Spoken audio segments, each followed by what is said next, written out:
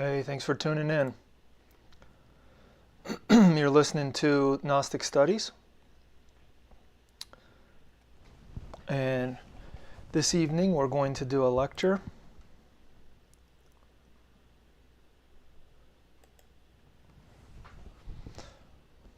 We're going to do part 2 of our Intermediate in Gnostic Psychology series related with influences. In the previous class, we studied influences. So we're going to review that before we jump into today's material. One of the most important things to understand when we're studying esoteric psychology or Gnostic psychology is how the human being is seen or perceived or categorized, excuse me, and the potentiality of the human being. So we've talked in the introduction to Gnostic psychology classes about the human machine, the human organism, as an apparatus that allows for the reception of energies that are coming from the cosmos. The easier way to say that is that we're antenna. Each human being is an antenna that receives energies from the cosmos. Now, the human organism itself is what allows that reception, the vehicle of our physical body. If we go into that physical body and look at it in more detail, we say that we have 3 brains: intellectual brain, emotional brain, and action brain. And unfortunately, it's a machine that has these 3 brains that's governed by external influences. Meaning that the free will that we think we have is really more like we have to choose based on only the choices that we're given. We don't really have a way of moving outside of just the options that are currently available to us. So I'm sort of simplifying what we talked about in the previous class, but the idea is that we want to look at our physical body as a machine that receives different energies, different influences, and that we have the possibility of choosing which type of influences we're able to use or take advantage of or put the human machine under. But many people think that they already have free will, that they already have free choice, free domain, and as a result they don't seem to understand what esoteric psychology is talking about in this regard. So what we want to understand is that if we think of life in the way that Gnosis presents it to us, then what's really going on is that we have the possibility of choosing the type of influence that we receive. We're receiving influences already from the stars, from the planets, from the moon, from the sun, and those influences are entering into us. And they have certain esoteric values that are studied in other courses and in other fields that have an influence on us, we could say. And so we want to understand what those values are that are coming down to us. The possibility that the human being can be something different than just a human machine that just takes in these energies from the cosmos, digests them, and then retransmits them into the earth, which is what Gnosis and other esoteric systems tell us, that our purpose, if we don't choose to change it, our purpose existing in a physical human organism is just to transform energies from the cosmos and give them to the Earth. We play a role as an antenna transforming those energies for the Earth. Because the Earth is an organism and it needs us to help digest those energies. So if we want to stop being just an antenna and become something different, then we need to struggle with ourselves and fight against the mechanics and the old influences, or the mechanical influences, let's call it that, to try and fall under some different influences. And there's different ways that we can change and crystallize ourselves, so to speak, but the main idea is that we have different bodies, superior bodies that exist within ourselves, which are related with what we could call soul. According to Gnostic teaching, at least the system that we're studying, the human being does not yet possess their soul. What we have is the seed of soul, the potential to create soul, but it needs to occur through a special process, which is called alchemy. Transformation of one substance into another, symbolized as lead into gold. So we have a physical body, but the system that we're studying says that we need to develop and create a solar astral body, a solar mental body, and a solar causal body. We need to develop 3 other bodies or vehicles or garments, they're sometimes called. Garments, like a robe. And if we don't have those garments, then we're not allowed to enter into these other areas of the universe, or of existence, we could say. And so the purpose of existing in the human form is not just to be an antenna, but really to take advantage of the opportunity that we have to enter into these other dimensions of existence, astral, mental, causal, spiritual worlds.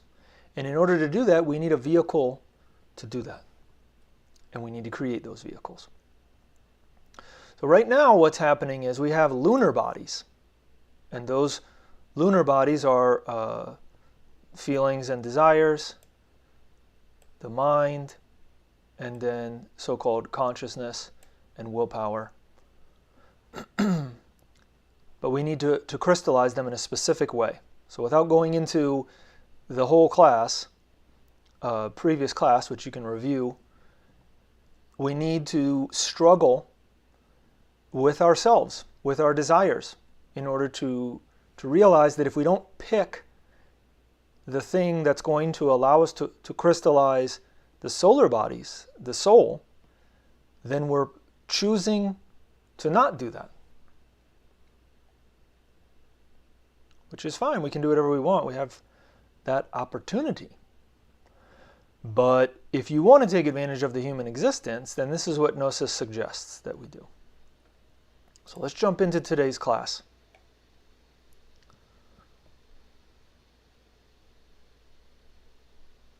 So now we're on influences 2. The different kinds of influences and the possibilities of their development. One of the things we want to be sure we understand is the difficulty of finding and staying with these teachings. The path, and specifically doing our individual work to develop ourselves to change from what we are into what we're not, that is, to become something different from what we are, requires tremendous dedication and effort on our part. Nobody else can do the work for us. We have to do it for ourselves. And this is why we need to understand, number 1, how to leverage our position.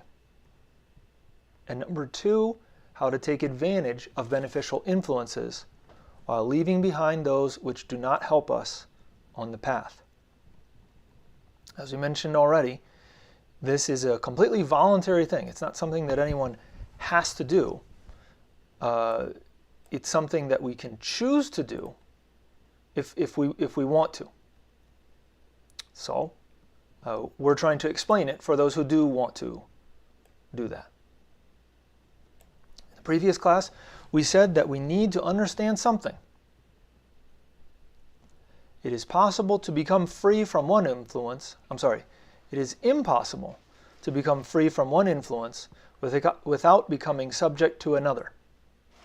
And so the whole thing, all the work upon ourselves, consists of choosing the influence to which you wish to subject yourself and actually falling under this influence. So it is necessary to know beforehand which influence is the more profitable.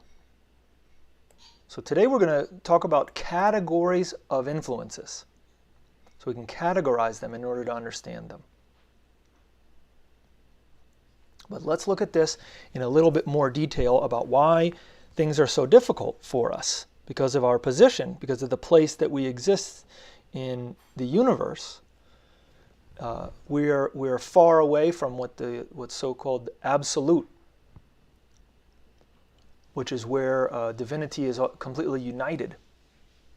Everything is united together.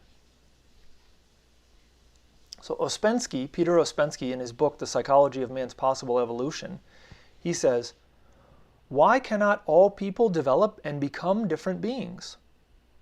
The answer is very simple. Because they do not want it. So first thing we have to do is want it, right? Because they do not know about it, and they will not understand, without a long preparation, what it means, even if they are told. The chief idea is that in order to become a different being, a person must want it very much and for a very long time.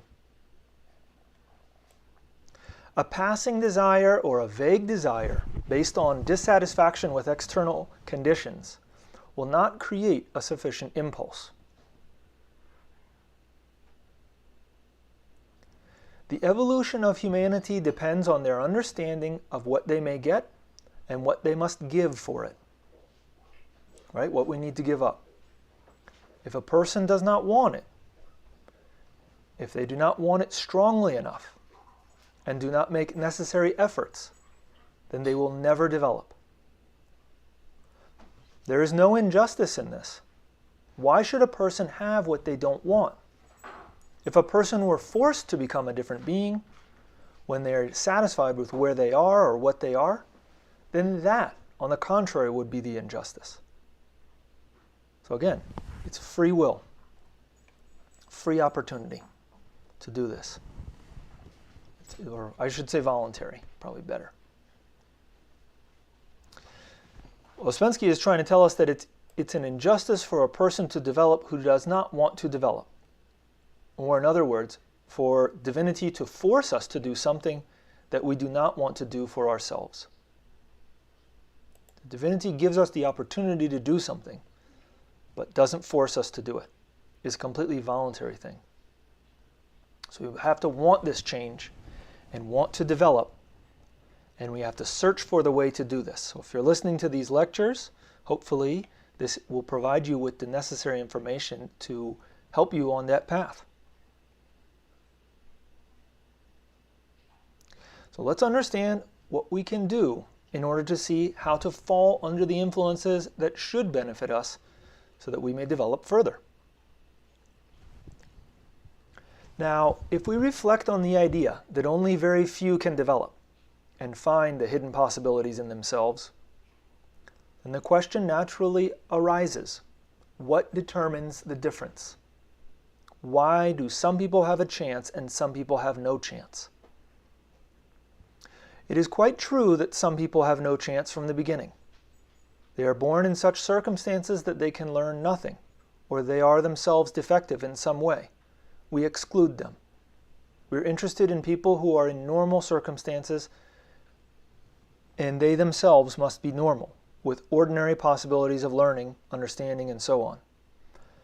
This means a person who is not accustomed to negative emotions, the wrong working of the centers, or who doesn't want to change, or doesn't want to give up being identified. When he's saying normal, because this is Gurdjieff and Ouspensky, I guess both of them. What they're saying about normal, they've defined previously as being that they don't have something wrong. We don't have something wrong with our three brains, with our intellect, with our emotions, or with our action brain. That there's something that isn't hindering us. And of course, we all come to the table with some stuff going on. And so we have to realize that in order to start the work, we have to work through those things. Now, out of these, quote, normal people, only very few will be capable of making even the first step on the path of development. How and why is this so? All people in the ordinary conditions of life live under two kinds of influences. This must be very well understood, and the difference between the two kinds of influences must be very clear. First, there are influences created in life, desire for riches, fame, and so on. These are called type A influences. The first kind consists of interests and attractions created by life itself. Interests of one's health, amusements, safety, security, wealth, vanity, pleasures, pride, fame, etc. We call these first kinds of influences type A influences, and they correspond to the exoteric circle. Exoteric versus esoteric, so that means the public circle. The second kind of influence consists of interests of a different order, aroused by ideas which are not created in life, but come originally from work schools, the work, the path, schools that teach us how to work upon ourselves. These influences come from outside of life. They're called type B influences, and reach a person in the form of literature, art, science, philosophy, and religion. These influences of the second kind are conscious in their origin. These influences do not reach a person directly. They are thrown into the general turnover of life, and often pass through many different minds before reaching a person. We call these second type of influences type B influences, and they correspond to the mesoteric circle. So if there's three circles and they're one inside of the other, the exoteric is the outside, the mesoteric is the middle circle. And we'll talk about the center, the very center of the circle in a little bit. In most cases, people do not realize the different origin of the influences of the second kind, and often explain them as having the same origin as the first kind. Although people may not know of the existence of two kinds of influences, they both act on us, and in one way or another, we respond to them. We can be more identified with one or with some of the influences of the first kind and not feel influences of the second kind at all. Or we can be attracted and affected by one or another of the influences of the second kind. The result is different in each case. Okay, so we established in the previous class that what we can do is choose the type of influence that we fall under. In that consists the work. We just went over it at the beginning of this class. That's what Gurdjieff tells us, that we're not able to stop being under an influence, we're just able to choose a different influence because we're always receiving influences. So then in these different categories, there's type A and type B. Type A influences are influences related with life, just generally related with life. Type B influences are of a different character. And they're the ones that we could call them the esoteric or mesoteric influences. Let's see a little bit more about these type of influences. Type A influences are mechanical from the beginning. They relate to material life, the cycles of nature, etc., and not to the work upon ourselves. If a person is fully in the power of type A influences, or if one particular type A influence or of one particular type A influence, and quite indifferent to type B influences, then nothing happens to them in terms of the work, and their possibility of development diminishes with every year of their life. And at a certain age, sometimes quite an early age, the possibility of development disappears completely. This means that people die spiritually while still physically remaining alive, like the grain that cannot germinate and produce a plant. But if, on the other hand, a person is not completely in the power of type A influences, and if type B influences attract them and make them feel, think, and as a result act differently, then the result of the impressions the type B influences produce in them collect together, attract other influences of the similar kind. They grow, and they occupy a more important place in their mind and in their life. So, there's people that are interested in the news, in politics, in professional sports, in making money in the stock market or other economic exchange. Obviously, we're not saying that there's something wrong with those things. Those things exist, but they're related with the line of life. If we want to develop spiritually, we have to understand the role that those things have. Those are type A influences. In order for us to develop spiritually, we need type B influences, because those are related to our actual, or we should say, they're not exactly related with life. They're related to something different. Existence, spirituality. So, we can encounter this, whether it's in a lecture or a book or a video or whatever, or maybe we don't. There's people that never come in contact with this stuff because they never ask themselves the questions, why do we exist? Why are we here? What's the meaning of life? They never ask themselves anything like that. So, they don't enter into these things. But here we are. Which means that we are interested in this. We want to find out. And so what it's recommending is that we use more type B influences in our lives, because this allows the accumulation of a different energy, and we're going to see, related with what's called a magnetic center. A center develops in us that attracts certain things. So there's people that may never encounter type B influences. But then there's people that do. And what this means when people do is that a person can meet with type B influences, or they can pass them by without noticing them. Or they can hear them and think that they understand them, use the words, and at the same time have no real understanding of them at all. These two influences really determine the further development of a person.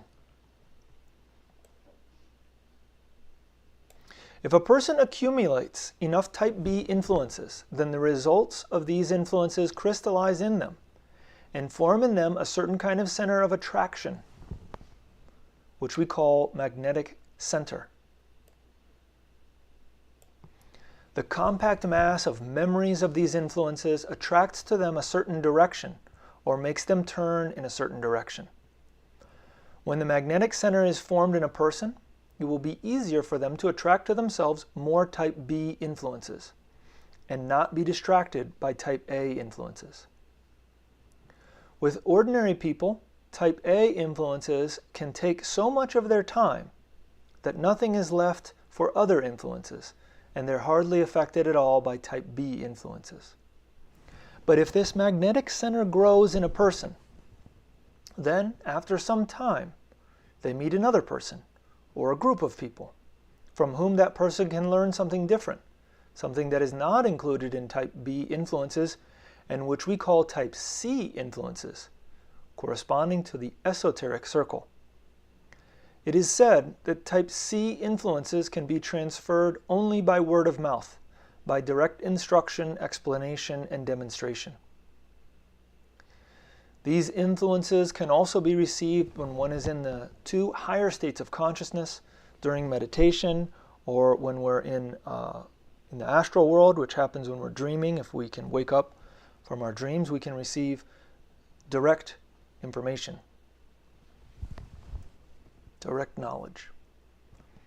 When a person meets with type C influences and is able to absorb them, then it is said that in one point of themselves, that is, in their magnetic center, they have become free from the law of accident. Things don't just happen to them accidentally. From this moment on, the magnetic center has actually played its part. It has brought the person to the situations and circumstances which helped them in the first steps to get there.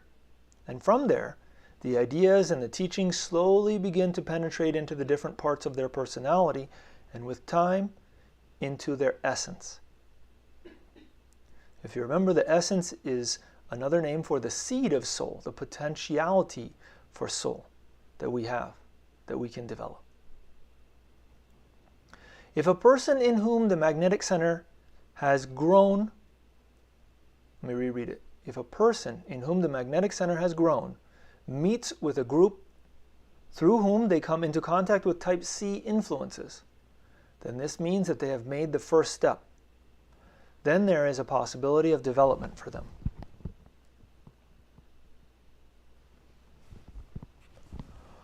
Why is it so difficult for a person to start changing themselves to come to a possibility of growth, a possibility of growing, of developing? Because, you see, we must remember that a person is created in a very interesting way by nature. They are developed only up to a certain point. After this point, they must develop themselves. Nature does not develop the human being beyond a certain point.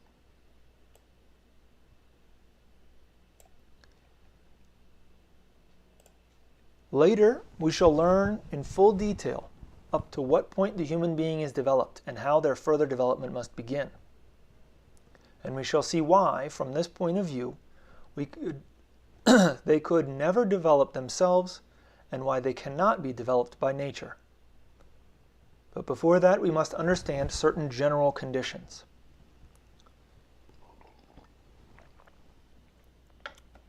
It is difficult for a person to even start any kind of work on themselves because they live in a very, quote, bad place in the universe. At first, that must sound like a very strange idea. We do not realize that there are better and worse places in the universe. And we certainly do not realize that we happen to be in almost the worst place. We fail to realize it because, from one point of view, our knowledge of the universe is too complicated. And from another point of view, our knowledge of the universe does not take into account real facts. There's a graphic diagrammatic representation of the cosmic octave. This is going to be how we're going to reduce the universe so that we can understand our position. If we look for the nearest places to us in the universe, we realize that we live on the Earth. Earth is related with the note Mi in the cosmic octave. And that the Earth is somewhat influenced by the interior of the Earth itself, Re. By the Moon and the other planets of the solar system, by Fa. So the note above and the note below influence the Earth. The planetary worlds, related with our solar system, and then the interior of the Earth. At the same time, we see that the Earth is one of the planets of the solar system, and that there are bigger planets, probably more powerful than the Earth, and that all these planets, taken together, must somehow affect and control the Earth. Next in scale comes the Sun, the Sol, S-O-L, of the notes of the cosmic octave. And we realize that the Sun controls all the planets, and that the Earth is also controlled by the Sun at the same time. If you think from this point of view, then you will already have a different idea of the solar system. Although there is nothing new in these things, it is only a question of how to relate one thing to another. Earth is one of the planets of the solar system, and the sun is one of the stars of the Milky Way. Beyond that, we can take all possible worlds. This is all we know from the ordinary point of view. As a purely philosophical idea, we can add that a condition or relationship of things to each other, which we call the absolute, the Do, a state in which everything is one. So this absolute is where we could say everything begins, and then it unfolds down. We get all the galaxies, the suns and worlds, or all of them together, then our galaxy, then our sun, one of the stars in the galaxy, then our solar system with the planets and everything, and then our planet, and then the interior of our planet, and then there's something even beyond that which we call absolutely nothing, like a negative absolute. And what happens is when creation begins, it descends through all these notes, do, si, la, sol, fa, mi, re, do, and then it bounces back up, do, re, mi, and that's where we are right now. We're bouncing back up. So if we don't push to move into fa, which is related with the astral world, sol related with the mental world, la related with the causal world, then we won't be able to push through. We'll stay where we are in this cycle. So that's what it means, or that's what they're saying when they say that we're in a, quote, bad place in the universe. That we're very far away from the absolute. So if we want to return to the absolute, then we need to do the esoteric work. Now we can express this relation of the interior of the earth to the surface of the earth to the planets, and so on, in a slightly different way. Looking from top down, we can begin to understand the vast difference in scale if we compare all the suns with our sun, or our earth with all the planets. We can understand that they stand in a definite relation of scale to one another. The smallest is the inferior or infernal worlds, the interior of the earth, and beyond this, we know nothing. The whole of this is called the ray of creation, and specifically the cosmic octave. There are other rays, because this ray does not include the whole universe, but since we live on the earth and it passes through the earth, we belong to this particular ray of creation. From this diagram or concept, it is clear what is meant by a bad place in the universe. The worst place is the infernal worlds, the interior of the earth. But the surface of the earth is almost as bad. It is like living near the North Pole and trying to use a compass, which explains why so many things are difficult on the earth. We cannot change or do anything about it, but when we know our place, then we can adapt. And in that way, we can escape many things which otherwise we could not escape. But we must not let our imagination run away with us and tell us that we can escape altogether at once. For reasons which are difficult to explain without further study, in the ray of creation, all these worlds are connected with each other, meaning that influences pass from higher to lower, but in the cosmic octave of the ray of creation in descent, there is a gap between planets and the earth, the mi-fa interval. That's why there's a dashed line here. In order to bridge this gap, so that influences from all the planets could reach the earth, a certain instrument was invented. It is a kind of sensitive film which surrounds the earth, that is to say, organic life on earth. So this interval, if me is the earth, then this interval right here that's represented by a dashed line is organic life on earth. So plants, animals, and so-called human beings serve a definite purpose. They serve for communication between the earth and the planets.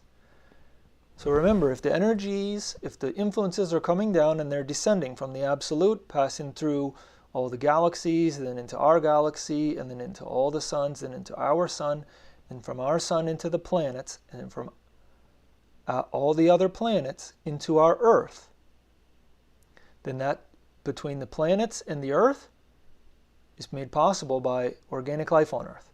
All the plants, all the animals, and all human beings. And some even say minerals, and that's why there are metals and gemstones that correspond to different planets in esotericism.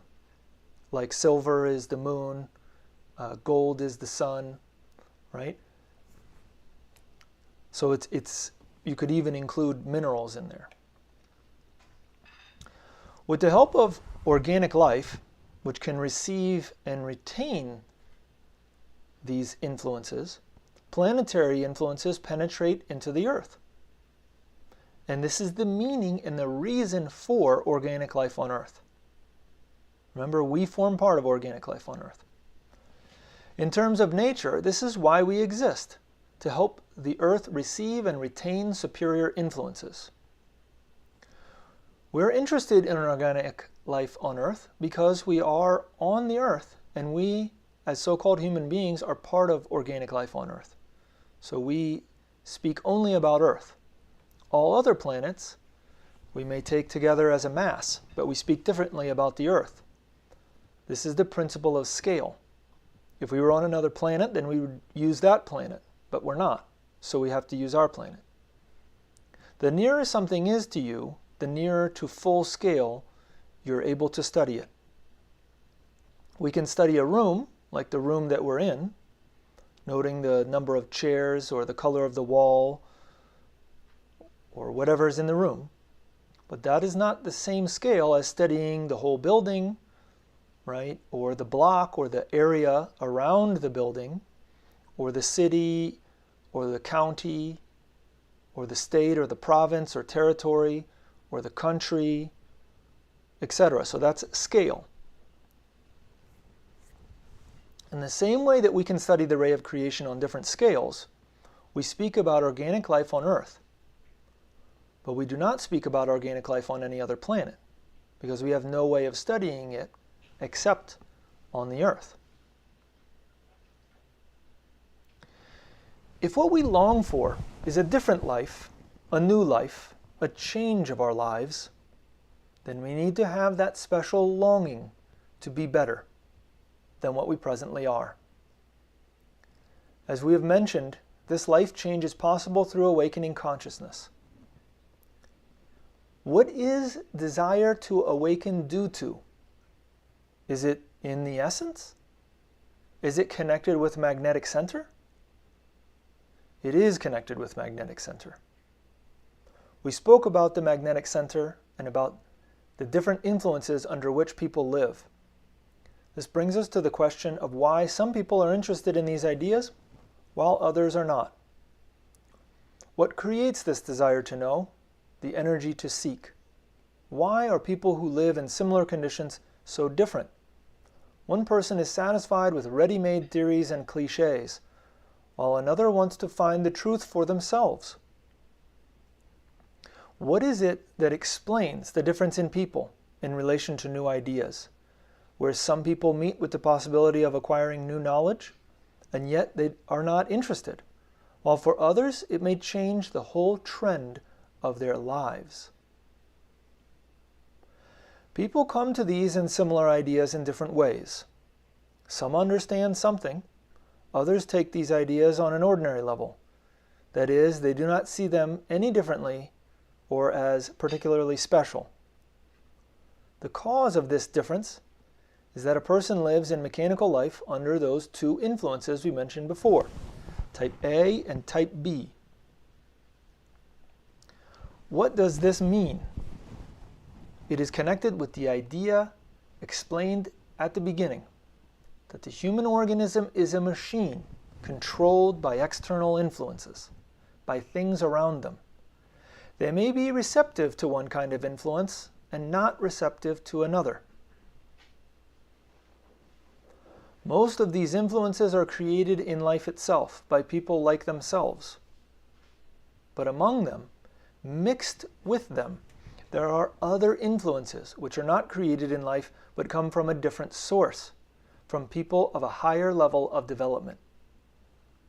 They come in the form of religions, science, philosophical systems, esoteric doctrines, art, all sorts of teachings, and so on. They cannot be distinguished from influences of the first kind outwardly, so it depends on the person themselves and whether they discriminate between the different types of influences or not. A person can live under only type A influences, that is, influences of the first kind, and disregard type B influences, that is, not be interested in them at all. But if a person is interested in these influences of the second kind and has absorbed them in a sufficient quantity, then a certain process takes place in them. Results of these type B influences, the memory of them, collect separately in a special way and form, as we have said, their magnetic center.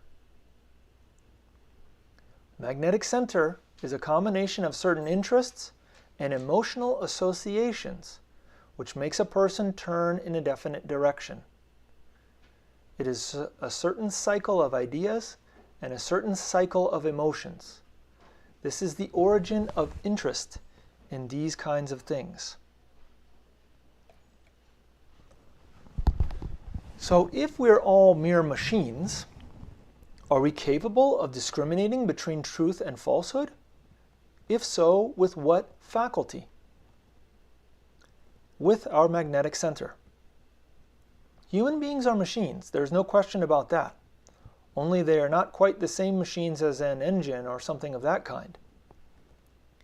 You have heard already that a person can live in 4 states of consciousness, but that in ordinary life they only live in 2. So we cover this in Introduction to Gnostic Psychology, parts 1 and 2. But in ordinary life, we only live in the first 2 states of consciousness. The other 2 states of consciousness, the superior states, can be developed in a person, but they cannot develop by themselves. They have to be developed through knowledge and effort. And the faculty that helps a person to understand and discriminate between different types of influences is the magnetic center. Now we're speaking about a person before they meet a work school, a person living in life under ordinary conditions. Those conditions or circumstances may be very different between 2 people, but in any conditions, a person lives under 2 kinds of influences. What again are type A influences? They are all interests of life, struggle for existence, desires, excitements, possessions, riches, amusements, and so on. They are created without conscious intention and are mechanical both in their origin and in their action. But at the same time, a person also lives under influences originally created in work schools, but thrown into the general mix of life. And these influences, type B influences, are a part of life as well. They are arranged for a certain purpose to serve as lights along the way. The rest depends on the person themselves. All their interests may concentrate only on influences of the first kind, or part of them remain interested in influences created in life, while another part may be interested in the second kind of influences. If a person notices and studies them, they may accumulate within themselves, within them, forming the magnetic center. And after some time, this magnetic center begins to control and determine their general direction in life and the trend of their interests, or of a part of their interests. Magnetic center means looking for definite things and being on the level of certain things. But if a person does not notice these influences, they will produce no effect. And this is why people are so different. One person may be very intellectual, They may have studied philosophy, art, and so on, and at the same time, they have no chance if they have not developed their magnetic center. If they come in contact with a work school, they won't recognize it, and another person may be insufficiently educated. They may have not read very much. They may not know a lot of words. They may not have a big vocabulary. Yet, they might meet a work school and become very interested all at once. Does our magnetic center depend very largely on mechanical causes? Not quite. As was said, it is a certain combination of interests, and not only interests, but also of ideas a person has acquired, a certain knowledge, a certain understanding. It all enters into the magnetic center. It is mechanical like everything else, but type B influences are different in their nature, although in the beginning they come mechanically. The important point is whether there is interest in type B influences or not.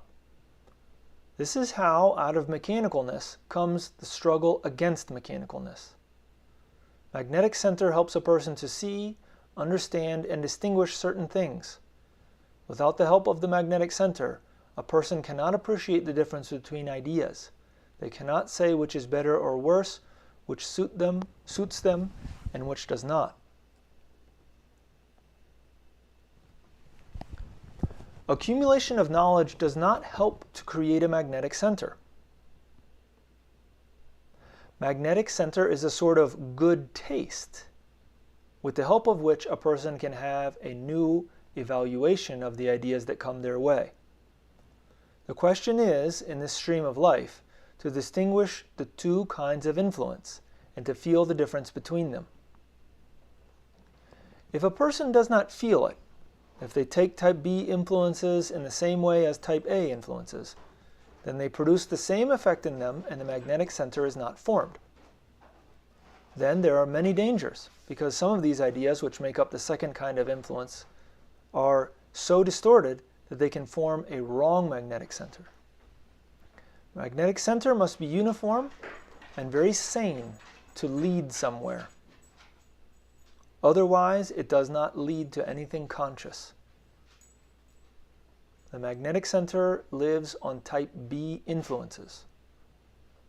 Many things a person has learned before may be useful to them when they start applying what they have learned from type B influences, particularly after they have thrown away all that is useless.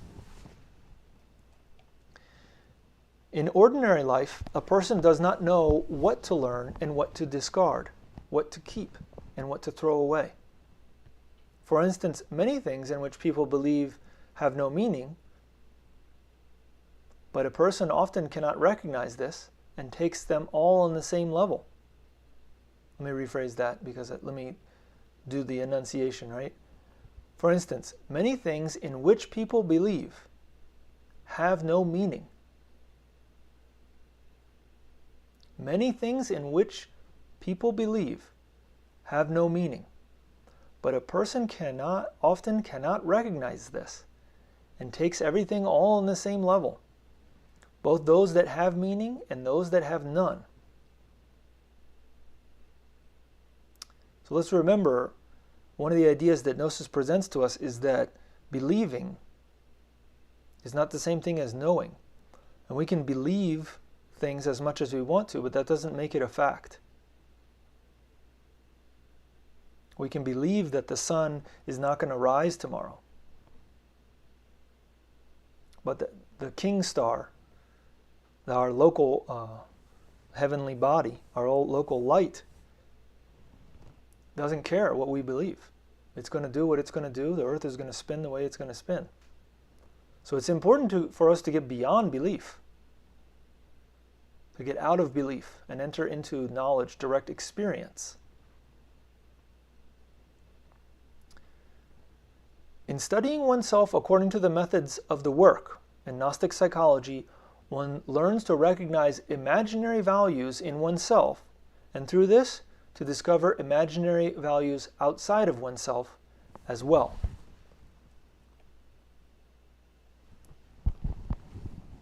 So now we're getting to the end, so we're going to try and synthesize these different types of influences. We must not ignore that there are three types of forces, three types of forces of influences in the world. The first, we have type A influences. They are all those prejudices of humanity, right? All the things that we believe, all those laws of the physical world, all those rules of business, all that which is called family, environment, etc. The type B influences are different. They are formed by the currents of esoteric or occultist type of schools. And there also exist type C influences, which are formed or belong to what we could call something completely different from mechanical humanity. Type C influences come directly from conscious humanity or from divine humanity, from those who have already achieved self-realization. It is clear that these types of C influences would not be accessible to us if they were not first converted into type B influences, because mechanical humanity would not understand a group of resurrected adepts. When the student understands by themselves that there are not only type A influences, when they comprehend that there also exist type B influences, and that these can be found in books, allegories, medieval alchemist teachings, or in pyramids, niches, ancient tombs, sphinxes, monoliths, sculptures, paintings, the music of the great masters, etc. Then the student begins to search for divine humanity, where type C influences originate. Type B influences awake in the aspirant a very special emotion, a very intimate emotion which leads them to work upon themselves in order to achieve the awakening of the consciousness. And thus someday they will get out of the mesoteric circle and later into the esoteric circle. So that's the end of the information that we wanted to present to you today. The idea being that we should recognize the different types of influences that are coming to us. And if we want to work upon ourselves, then we need to find those type C influences, which means studying type B influences until we're able to see that message and understand it. One of the things that we recommend is that people study the esoteric numerology, the Kabbalah, the language of symbolism. It's very, very useful to understand, and it can take some time for it to make sense to us because we've been so conditioned to think and feel and act in certain ways that this is sort of a different way of doing things. But it can be done. And we have those on the GnosticStudies.org website, and we'd like to present those to you as things continue on. But right now we want to open it up for questions and comments. So if you guys have any, please feel free to leave them in the comment area.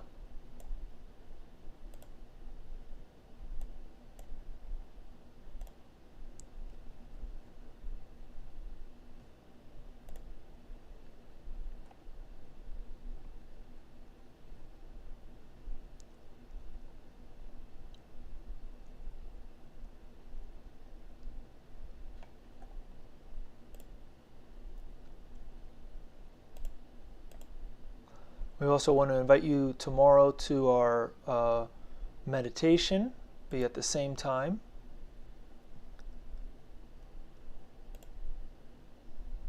We'll be doing some practices. Pranayama, vocalization.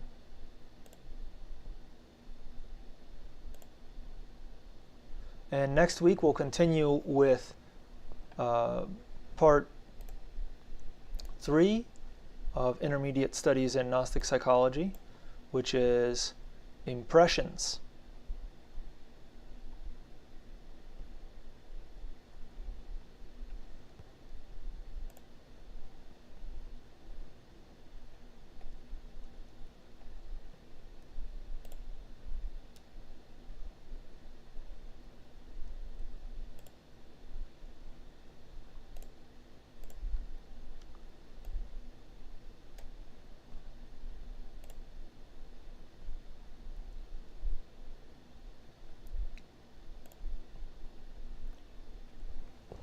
Well, not seeing any questions coming through right now, so maybe we'll just end it there.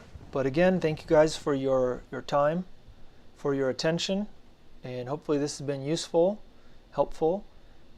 And we want to invite you again to tomorrow's meditation or to class next week.